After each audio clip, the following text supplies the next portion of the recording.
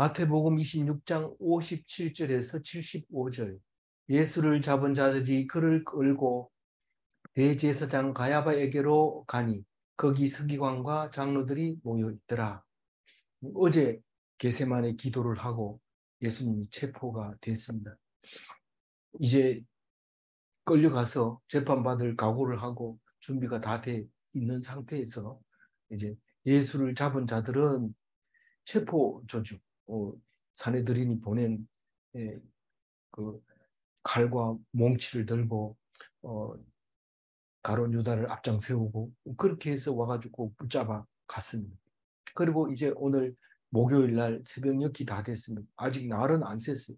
날 셀려면 베드로가 3번 부인해야 되는데 아직 날은 안 새고 이 밤에 이 세상에 이 사내들이는 아무래도 밤에 이렇게 긴박한 상황이었던 거죠. 밤에 모이지 않으면 안 되는 급박한 상황이라서 야밤중에 가야바 집으로 모였는데 가야바는 그해 제사장이 아니고 그 전에 제사장입니다. 그해 제사장은 안나스인데 이 장인이라고 말합니다.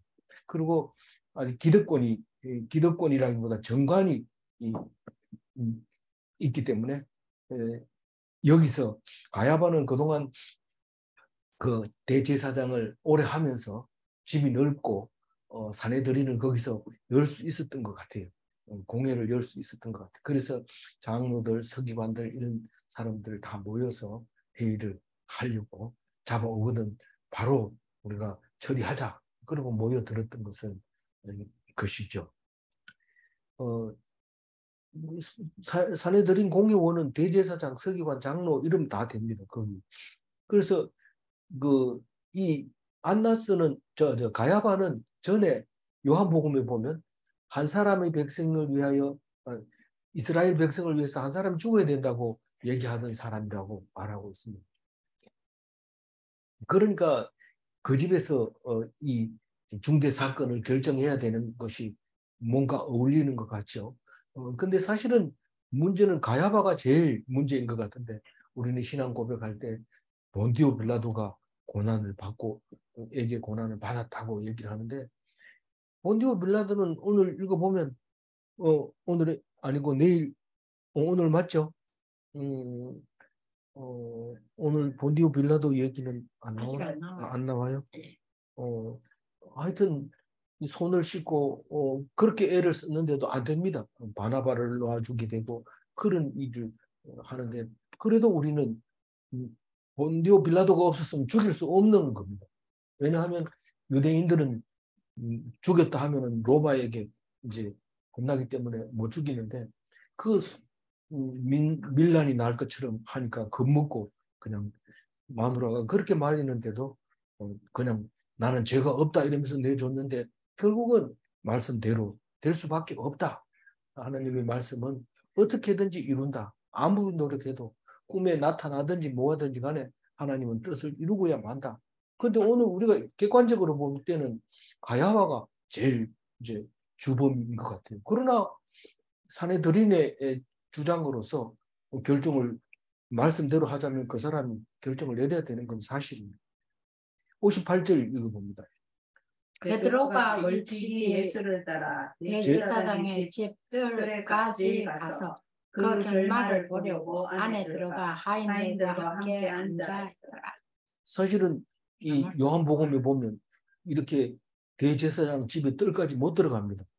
그 요한복음에 보면 이 제자는 대제사장과 아는 사람이라 예수와 함께 대제사장의 집에 뜰에 들어가고 베드로는 문 밖에 서 있는지라 요한을 보고 말하는 겁니다. 요한은 알아서 이렇게 이 문지기하는 여종이 오셨어요 하고 인사하고 들어가는데 베드로는 모르니까 들어오지 못하게 했는데 요한이 가서 베드로를 들여보내서 그 안에 들어갑니다. 그래도 마태는 요한 얘기는 일절 안 하고 오직 그 베드로 얘기만 하는 것은 나중에 요한복음은 요한은 다 알고 있으니까 그걸 기록을 하게 되는 거죠. 어차피 다 알고 쓰는 게 아니라 듣고 쓰고 또 물어보고 쓰고 그렇게 했기 때문에 그렇게 되는 거죠. 보는 사람마다 각도가 다르니까요. 그래서 멀찍이 갑니다. 너무 가까이 가면 동시에 사형수하고 동시에 이제 처벌을 받을 수도 있기 때문에 멀찍이 떨어져서 결말을 보려고 어떻게 되는지 보려고 결말을 보고 이제 자기가 행동 거지를 해야 되니까 만약에 무죄석방하면 괜히 나서도 안 되는 거고 그래서 죄를 물어도 사실은 베드로가 나서서 할 게 아니죠. 이 사람은 그냥 결말이 궁금하고 또 결말을 봐야 수제자로서 다른 학생들에게 이렇게 뭐 안내를 해줘야 되고 이러니까 꼭 봐야 되겠다. 그렇게 하고 들어간 거죠. 59절입니다. 대제사장들과 온 공회가 예수를 죽이려고 그를 칠 거짓 증거를 찾았네. 사실은 거짓으로 증거를 찾기가 굉장히 어렵습니다. 왜냐하면 두 사람이 똑같이 말을 해야 되기 때문에 뭐 거짓 증거를 많이 하지만은 똑같이 말하는 사람이 없습니다. 사람마다 다르게 보기 때문에 예수님이 한 말을 다르게 보기 때문에 그래서 흉계를 뭐 꾸미면 쉬울 것 같지만 잘 안 됩니다. 그건 하나님의 뜻이 아니면 어렵습니다. 우리가 일을 하다 보면 틀림없이 이 사람이 나를 일부러 공격하려고 작전을 짠 것 같이 그렇게 그림이 그려집니다. 퍼즐도 맞는 것 같아요. 딱 맞다. 이 사람이 나를 치려고 했다. 그런데 거꾸로 생각해 보세요. 누가 당신이 무슨 그렇게 잘나고 큰 게 있어가지고 계획을 잡아가지고 골탕을 먹이려고 이렇게 하겠습니까? 그렇게 머리 짜기가 쉽지 않아요. 그래서 흉계로 죽이려고 하지만 그 흉계는 쉽게 이루어지는 게 아닙니다. 하나님이 그렇게 하라고 하니까 할 수 없이 하는 거지 실제로 이 사람들은 엄청 힘들게 예수를 죽이는 것을 볼 수 있습니다. 60절 읽어보죠. 거짓 증인이 많이 왔으나 얻지 못하였더니 후에 두 사람이 와서 이 많이 왔다는 뜻은 사내들인의 의도를 알고 있기 때문에 이 사람 저 사람이 좀 점수를 따려고 와가지고 막 말하지만은 똑같은 말을 두 사람이 해야 됩니다. 안 그러면은 그게 다 소용이 없어요. 그래서 제일 이제 끝에 가가지고 두 사람이 왔어요.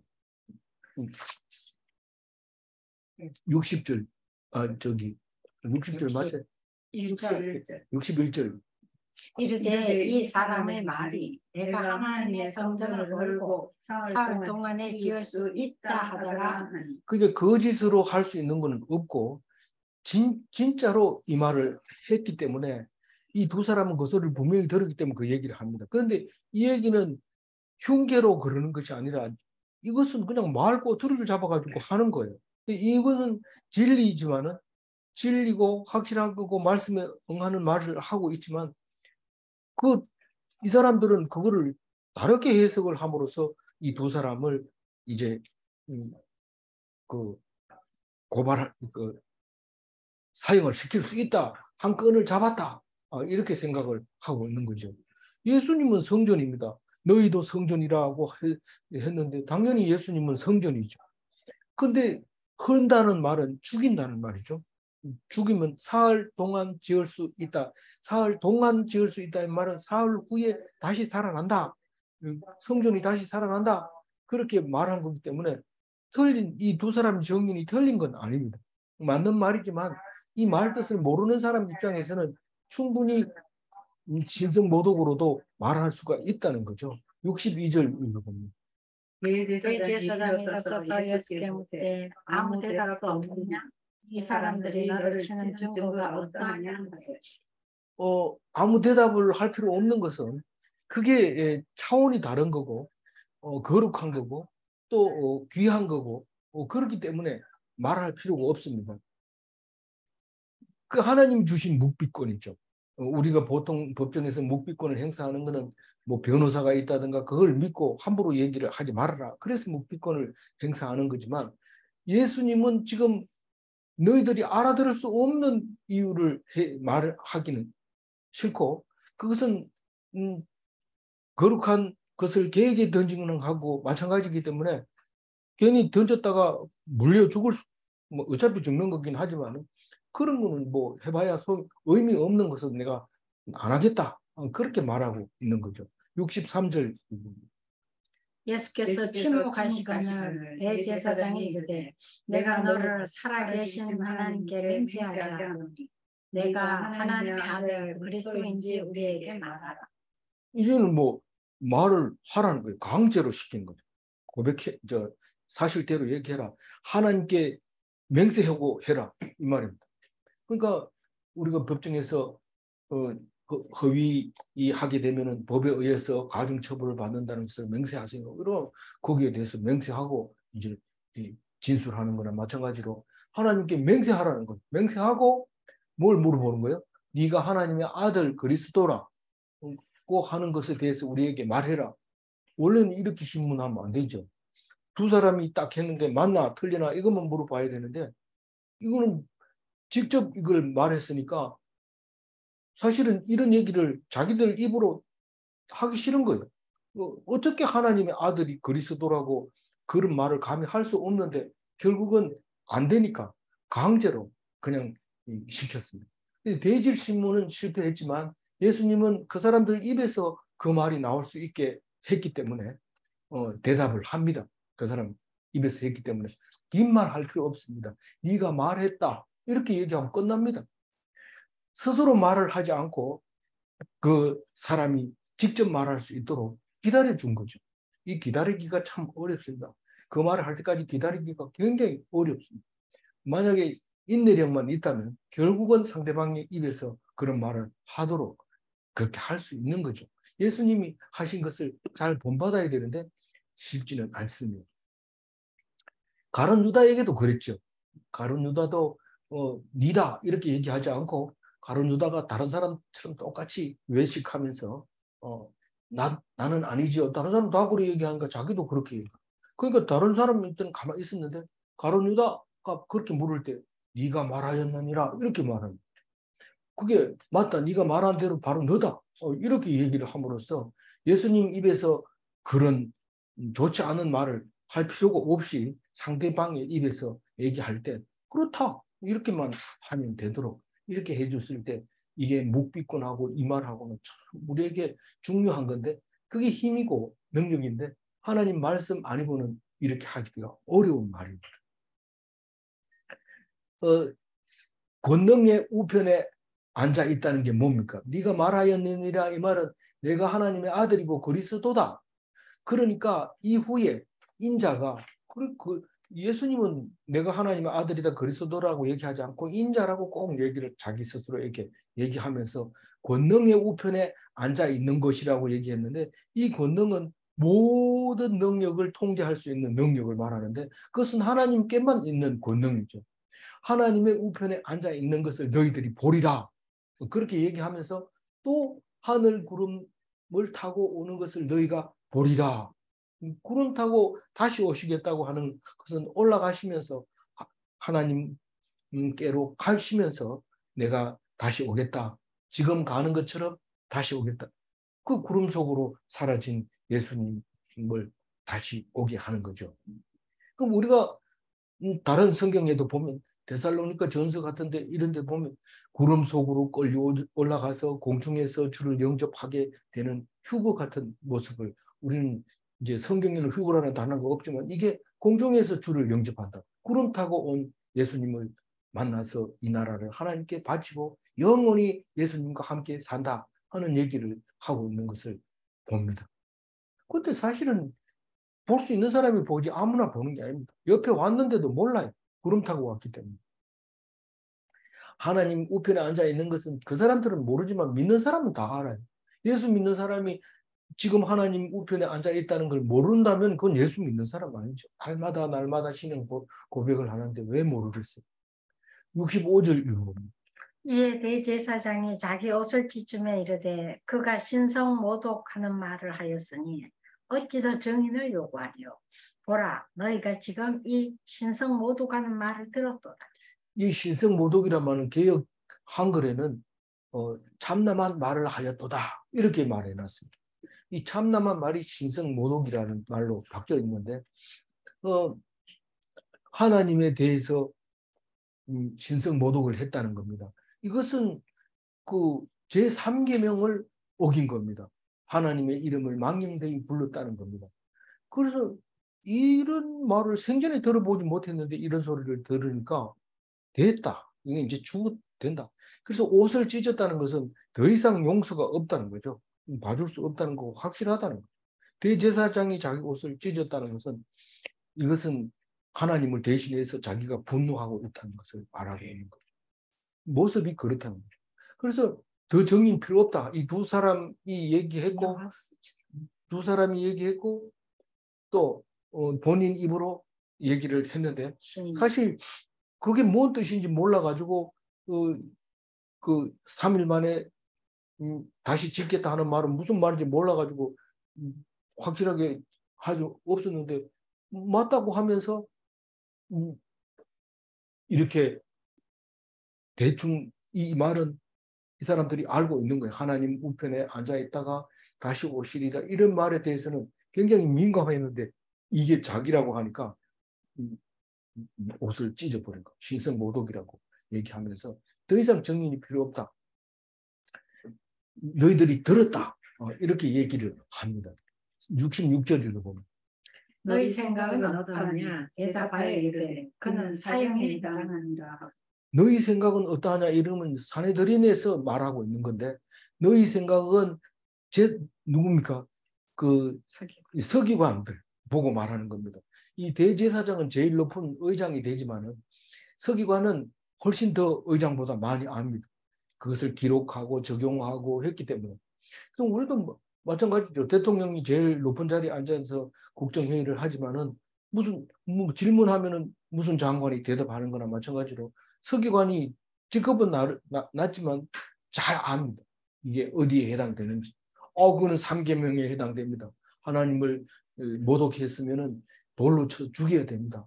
그리고 너희 생각은 어떠하냐? 이러면 그것은 사형에 해당하니라. 이거는 마태가 쓴 거니까 사형 선고 내린 겁니다. 이미 이 서기관이 얘기하면 끝난 겁니다. 그러니까 이 사내들인에서 회의하는 게 딱 몸에 배어서 사람들이 딱 보고 있는 거예요. 그리고 막바로 사형수에게는 사형수가 아닌 경우에는 함부로 못하지만 사형수에게는 괴롭혀도 되고 그렇게 해야 됩니다. 만약에 사형수 편에 들면 같이 처벌을 받을 수도 있습니다. 이 사형이 해당하니라 하고 선고도 안 했는데 그 과정은 없어지고 사형수로 취급을 받는데 67절 읽어봅니다. 예수께서 예수의 얼굴에 침 뱉으며 주먹으로 치고 어떤 사람은 손바닥으로 때리니 이 고난이 사형수에게 가하는 모욕인데 첫 번째로 얼굴에 침을 뱉고 주먹으로 치고 손바닥으로 때리고 우리 할렐루야 메시아 할 때 그 2장에 나오면 침을 뱉어 이런 소프라노가 하는 걸 듣고 엘토가 했나요? 막 그렇게 은혜 받는 분도 계시는데 잘해야 은혜 받는 거지 침 뱉는 게 뭐 그렇게 은혜가 되겠습니까? 그런데 그 내용이 나오죠. 68절 읽어봅니다. 이르되 그리스도야 우리에게 선지자 노릇을 하라. 너희 친자가 누구냐? 우리는 그 노릇하라 이 말은 장난치자 이 말이죠. 뒤에서 손가락으로 콕 찔러 놓고는 화내면은 어느 손가락이 이게 이렇게 할 때 그런 이 선지자는 다 알 거 아니냐. 때려놓고는 누가 때렸는지 알아맞추라는 거죠. 그러니까 가지고 노는 거죠. 그게 그 고난이라고 모욕이라고 사형수에게 가하는 그런 것을 보여주고 있습니다. 복음서마다 조금씩 이 표현 방법이 다르긴 하지만 마태복음은 이렇게 얘기를 하고 있습니다. 그래서 사형 선고가 내려졌고 그런데 베드로는 어떻게 됐을까요? 69절부터 읽어봅니다. 베드로가 바깥 뜰에 앉았더니 한 여종이 나와 이르되 너도 갈릴리 사람 예수와 함께 있었도다 하거늘. 그래 자기가 예수님이 얘기하면 그것을 귀담아 들었으면 좋겠지만 본인도 귀담아 안 들었을 거예요. 안 그래도 덜렁덜렁한 성격이라서 예수님이 너가 나를 3번 부인하리라 이렇게 얘기할 때 안 그래도 수사께 부인했는데 그게 대단한 건가 그런 생각을 하고 내만 정신 차리고 있으면 되지. 그런데 어디에서 걸리냐면 지극히 작은 여종에게 딱 걸리는 겁니다. 여종은 사실 이 중대 사건에 끼어들 번지수가 아니거든요. 아주 어른들 얘기하는데 애들이 뭔 얘기하나 여종은 가만히 있으라 이렇게 하는 소자죠. 소자, 작은 자죠. 근데 대제사장이 물었으면 자기가 아닙니다. 우리 스승님입니다. 나는 예수를 믿습니다. 이렇게 했을 텐데 그 사람들은 베드로에게 관심도 없고 여종이 떡 얘기를 하는 거예요. 그러니까 이 사람이 만만하게 본 거죠. 쉽게 본 거죠. 70절 읽는 겁니다. 베드로가 모든 사람 앞에서 부인하여 이르되 나는 내가 무슨 말을 하는지 알지 못하겠노라. 이 말 속에 왜 모르겠어요. 그 아이가 하는 말을 다 알지만은 애들은 뭐 이런 데 끼어들지 마라. 네가 뭔 소리 하는지 모르겠다. 저리 가라. 이렇게 얘기한 거예요. 그게 외식이죠. 이게 간접적으로는 부인한 거죠.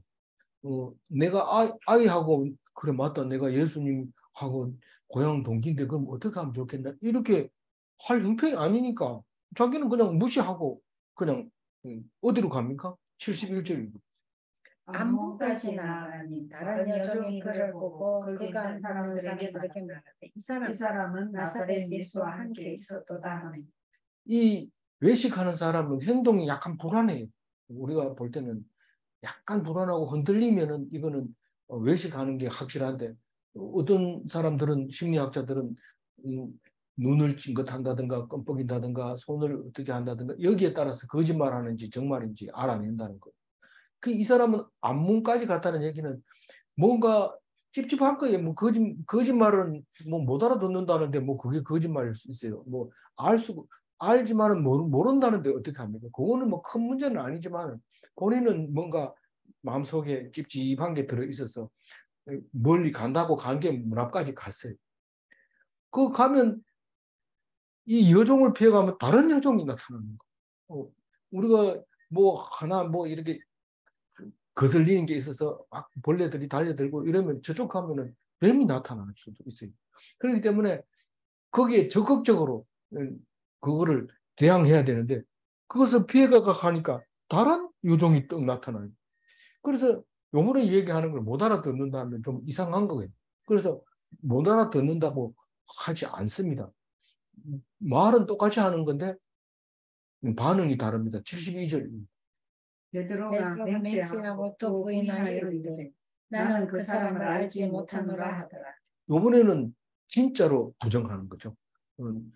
나는 모른다. 그런데 뭐 어떻게 하라고? 난 모른다. 이렇게 딱 얘기를 합니다. 근데 사실은 그 작은 자 하나가 예수님께 한 거거든요. 그 작은 자가 예수님인 것을 깨닫지 못하고 있는 거, 아직까지. 근데 뭔가 외식한 거에 대해서는 돌아섰어요, 지금. 외식은 아닌데, 여기 와서는 분명하게 얘기를 하는데, 이게 예수님을 부인한 거라고. 누가 이 사람 부인했어요. 이렇게 얘기를 안 할 거거든요. 너무 작으니까. 뭐, 우리 일에 끼어들지 않을 거니까. 그렇게 거짓말 딱 하는 거. 그런데 마지막으로 확실하게 거짓말하게 만드는 사람이 있었는데 73절. 조금 후에 곁에 섰던 사람들이 나와 베드로에게 이르되 너도 진실로 그 도당이라. 내 말소리가 너를 표명한다 하더라. 이번에는 그냥 바닥이 아니고 말소리 들어보니까 갈릴리 사람 맞다는 거예요. 그런데 한 사람이 아니고 덜이기 때문에 두 사람 이상 되는 거예요. 이건 꼼짝 못하는 거예요. 정인들이 딱 서가지고 두 사람이 한 사람이 한 여자가 여종이 그러는 거는 괜찮은데 이 두 사람이 딱 얘기하면 딱 걸려드는 거예요. 그래서 거기다가 또 뭐라고 얘기해요? 도당이라고 얘기해요. 이 도당은 한 당파 빼도 박지 못하는 그거다. 이건 그냥 갈릴리 사람이라는 게 아니고 확실하다. 그 얘기를 하는 거예요. 그 지금 그래 맞는데 이렇게 얘기하면 지금 상황으로서는 할 수가 없잖아요. 그렇게 또 그 사람들도 뭐 무슨 주권을 가지고 있는 것도 아니에요. 예수님 닮아가지고 빌라도 앞에서나 내가 예수를 안다 이렇게 하겠는데 이 사람들은 뭐 별것도 아닌데 부인하든 뭐 부인하지 않든 영향력을 안 줄 거라고 생각을 했는지 저주하고 맹세를 완전 저주를 합니다. 74절. 그가 저주하며 맹세하여 이르되 나는 그 사람을 알지 못하노라 하니 곧 달리 그건 뭐 그 사람들한테 강력하게 부인하면 뭐 이 사람들도 뭐 그렇게 해야 될 이유가 잡아가지고 갈 이유가 없습니다. 본인이 인정을 안 하기 때문에. 맹세했다는 거는 뭐 내가 아니면은 내 손가락에 장을 지져라 이런 그런 거죠. 그럼 뭐 장을 지지려면 적어도 이렇게 상황 파악을 해서 이 사람이 진짜로 아니다라는 것을 알고 난 다음에 뭐 장을 지지든지 이렇게 해야 되니까 시간을 버는 거예요. 맹세하는 바람에 시간을 벌고 강력하게 확실하고 분명하게 부인을 하는 거예요. 뭡니까? 여태 동안 2번이나 거짓이 했기 때문에 거짓은 거짓을 낳고 그걸 가지고 누룩과 같이 자꾸 거짓이 거짓을 낳고 이렇게 하지 않도록 외식하지 않도록 바리새인을 본받지 말아라. 조심해라. 여러 번 얘기했는데 그만 거기에 딱 걸려드는 거예요. 걸려드는데 닭이 울었어요. 날이 샌 거죠. 이제 수습이 불가능합니다. 지나간 것이. 예수님 말씀 그대로 응한 거예요. 닭 울기 전에 3번 보입니다. 그 영화를 보면은 예수님하고 눈이 탁 마주치는 순간 눈물을 흘리는 베드로의 모습을 이렇게 묘사를 해놨는데 그런데 베드로는 살아납니다. 그런데 살아납니다. 왜냐하면 75절입니다. 이에 베드로가 예수의 말씀에 다가오기 전에 내가 3번 나를 부인하리라 하심이 생각나서 밖에 나가서 심히 통곡합니다. 말씀이 생각나면 살아납니다. 베드로는 그래서 통곡을 하고 교회의 반석이 되는 거죠. 반석 교회가 되는 거죠. 근데 가룟 유다는 말씀이 생각나지 않아서 스스로 죽음을 택합니다. 그건 하나님, 예수님이 알고 있었어요. 베드로는 저래도 3번 부인해도 돌아온다. 그러나 가룟 유다는 반드시 해야 될 일을 했지만은 그러나 내가 한 말을 알아듣지 못하고 결국은 딴 길로 갈 거다. 이렇게 하면서 차라리 나지 않은 게 더 나을 뻔했다. 이런 말을 하게 되는 거죠. 예수님이 다 알고 있는 거예요. 그래서 말씀에 응해서 가룟 유다는 죽음을 택하고 베드로는 그 교회의 기초가 되는 그런 예수님의 제자가 된 것이죠. 그래서 성경은 딴 게 아닙니다. 하나님 말씀을 그 일이 있을 때 하나님 말씀이 생각나면 구원을 받는 거고 말씀이 생각 안 나면 그건 뭐 썩은 건데 죽은 건데 자기는 구원 받았다고 이러는데 그 엉터리입니다. 하나님 말씀이 생각나서 자유하게 되고 기뻐하게 되고 감사하게 되고 또 그러고 기도하게 되면 그것은 구원입니다. 그래서 그 그림이 하나 있는데 그것은 가야바 집터에다가 세워진 베드로 통곡교회가 있습니다. 지금 가면 지금 사진이 그렇습니다. 그 십자가 꼭대기에 닭이 한 마리 이제 있는데 이건 뭐 스페인에 가도 있더라고요. 그래서 닭만 보면은 베드로가 생각이 나는데 이게 나쁜 겁니까 좋은 겁니까? 우리에게는 엄청 중요한 거죠. 닭을 보기만 하면 말씀이 생각나면 산다. 이거를 닭 울기 전에 생각나야 된다. 닭이 울고 난 다음에 생각나도 된다. 뭐 이러면서 이 닭을 스페인에 가면 아주 닭을 팔더라고요. 그 교회 앞에서 닭을 갖다 놓고 뭐 삑삑 소리 나는 닭도 있고 틀 다 뽑힌 닭도 있고 뭐 닭을 아주 그거 가지고 장사를 하는데 베드로 때문에 그 닭값이 올라가게 되는 거죠. 어쨌거나 우리는 닭을 볼 때마다 딴 사람하고 다르게 봐야 돼.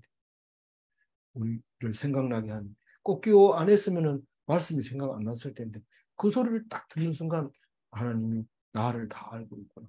내가 거짓말하면 해봐야 소용없구나. 다 알고 있었구나. 그래 자기가 잘못한 거에 대해서 가슴을 칠 필요 없어요. 다 알고 있어요. 그럼에도 불구하고 말씀만 생각나면 괜찮은데 말씀은 생각 안 나고 자꾸 자기가 나는 못된 짓을 해서 하나님한테 용서받을 수 없을 거야. 이러면 그건 믿음이 없는 거고 그건 믿는 사람이 아닌 거. 그래서 나쁜 짓을 하고도 말씀이 생각나면 뻔뻔스러워진 남들이 볼 때는. 그렇지만 그게 예수님이 다 알고 있는 거고 그렇게 하라고 말씀을 준 거니까요. 64절 읽고 정리를 하겠습니다. 예수께서 이르시되 내가 네가 말하는 그러나 내가 너희에게 이르노니 이후에 인자가 권능의 우편에 앉아 있는 것과 하늘을 불을 타고 오는 것을 너희가 보리라 하시니. 이 외식하는 자는 재판관 앞에서도 외식합니다. 근데 재판관은 그것을 꼬집어내서 알아냅니다. 외식하고 있는지 거짓말하는지 알아서 정확하게 판단을 합니다. 물론 그렇지 않는 사람도 있긴 하지만요. 세상에서는. 그러나 재판관 앞에서 변명하지 않으면 예수님을 닮은 것입니다. 재판관 앞에서 변명하지 않고 큰 벌을 받게 되면 잘했으면 예수님이 나중에 다 갚아주고 못했으면 당연히 받아야 될 벌이니까 받아야죠. 아무쪼록 변명을 하지 않고 재판을 받아서 그것이 하나님이 준 벌이면 하나님이 준 벌로 받으시고 그렇지 않으면 어쨌든 하나님이 다 갚아주신다는 것을 믿고 의심하지 말고 우리가 당당하게 겁먹지 말고 재판을 앞두고 겁먹고 이럴 필요 없이 당당하게 하고 죽이면 어떻게 합니까? 죽으면 되죠. 어차피 죽습니다. 죽인다고 해서 문제가 해결되는 거 아니고 죽으면 됩니다. 병이 들어서 고생하는 것보다가 사형 당하는 게 얼마나 나은지 오늘 예수님을 보면서 깨닫습니다. 그 말이 무슨 말인지 이해가 가시기 바랍니다. 문제를 냅니다. 거짓은 능동인가? 거짓은 능동입니다. 자기가 만들어낸 것. 그러나 진리를 말하고 성경 말씀에 순종하는 것은 피동인가? 그게 피동인 거예요. 우리는 그냥 말씀을 듣고 생각나는 대로 하면 그게 피동이고 하나님께서 잘했다 하고 그게 친구를 사랑하는 예수님처럼 그렇게 했다고 칭찬하고 있습니다. 그래서 천국을 줍니다. 그래서 전부 천국인이 되시기 바랍니다. 기도하겠습니다. 하나님 감사합니다. 내 생각에 이렇게 하면 되겠다. 이렇게 외식할 때에 하나님께서는 또 다른 거짓을 낳게 해주신 것을 잘 압니다. 있는 대로 하고 욕먹을 만 하면 욕먹을 수 있도록 도와주시옵소서. 그리고 그것은 어려운 일을 당할지라도 하나님께서 주신 고통은 반드시 갚아주시리라 믿사오니 우리가 어떤 어려움도 달게 받을 수 있게 하시고 어떤 질병이나 남에게 모함이나 억울한 재판이나 다 하나님 앞에서 온전히 나의 십자가, 나의 작은 십자가, 내 몫에 달린 십자가로 생각하게 하시고 그 말씀에 순종해서 기쁨으로 감사함으로 은혜로이 이 세상을 살게 하여 주옵소서. 감사하옵고 우리 주 예수 그리스도의 이름으로 기도 올리옵나이다. 아멘.